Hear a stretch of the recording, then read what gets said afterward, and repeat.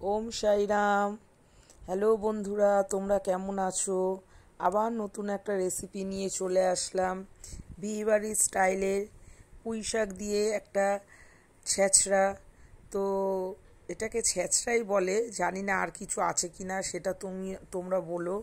কেননা মাছের মাথা দিয়ে, কুমড়ো দিয়ে, আলু দিয়ে, সিম, নানান রকম ভেজিটেবল দিয়ে এটা করা হয়েছে। খুব ভালো লেগেছে আমার।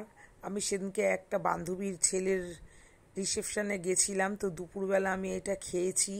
আমার এতটাই ভালো লেগেছে যে আমি বাড়িতে সেমভাবে করেছি। সত্যিই খুব ভালো লেগেছে। এক তরকারি দিয়ে ভাত খাওয়া হয়ে যায়। আশা করি তোমাদেরও ভালো লাগবে।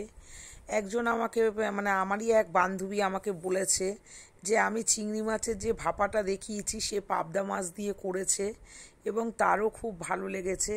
ওই জন্যই বলছি তোমাদেরও খুব ভালো লাগবে, করে দেখো। একটু তেলটা বেশি লাগে।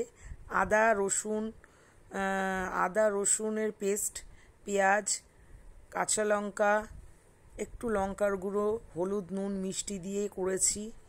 হ্যাঁ, তো খুব, আমি তো জানো ঝটপট রান্না করি, অল্প সময়ে অল্প কিছু দিয়েই আমি রান্না করি, তোমরা দেখতেই পাচ্ছ।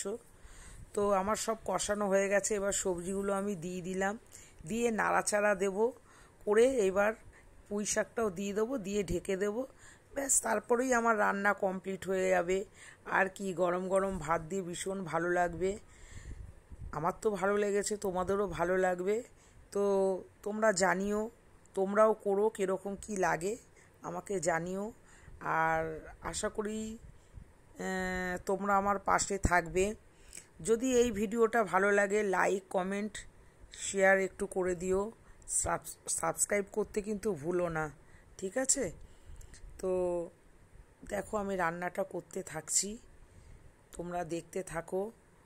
আর যদি ভিডিওটা করতে গিয়ে কোনো প্রবলেম হয়, একটু নিজের মনে করে ক্ষমা করে দিও। তো দেখো, আমার পুঁই শাক কমপ্লিট হয়ে গেছে, পুঁই শাকের ছেঁচড়া। তো আজকের মতন এখানেই ইতি, বাই।